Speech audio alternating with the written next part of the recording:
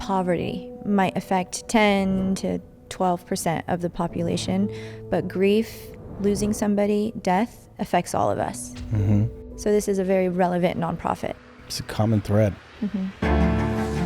How did she come up with Gloves for Grief? Where did it come from? It's a sad story that unfortunately affects many families. She was pregnant full term, baby was due, and unfortunately the baby died in utero. Because of that loss, that grief, that frustration, she wanted to hit something.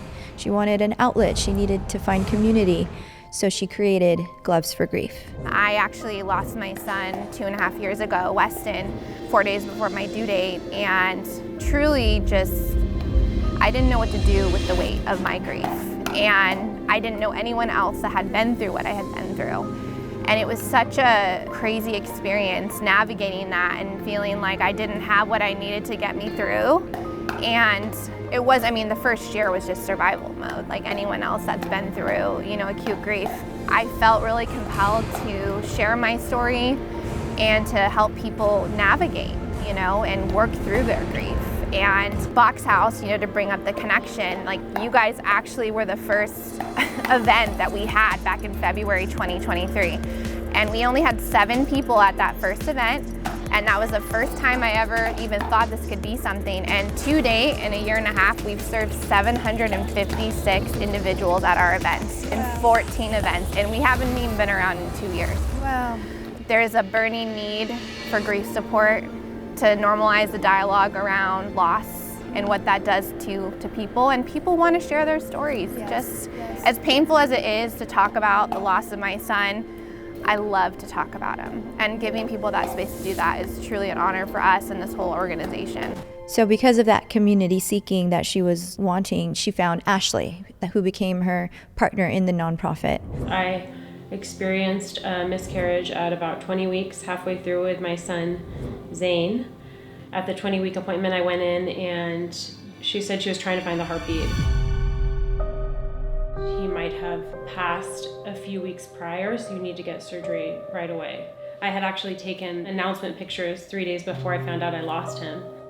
I looked so happy and so much joy, and I was like, I don't know if I'm ever gonna get back to that.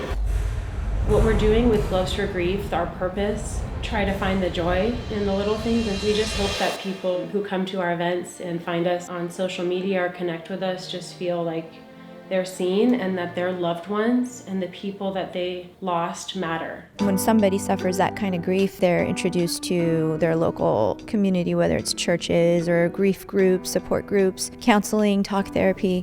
This is such a unique way to also deal with your grief. Yeah. With that grief, you also have maybe an anger or frustration, and to be able to have a healthy outlet like punching a bag. Mixing that and then the community together is it's pretty healing. What's interesting about Gloves for Grief is they really rely on social media. That's a big platform for them to reach out and expose who they are and what their mission is. And a lot of families have found them through social media, which is great. But back to the whole marketing piece and advertising piece, is a lot of nonprofits need that budget built in to their ecosystem in this day and age to be able to be relevant. Anyone going through grief would benefit from something like this. They have to see it.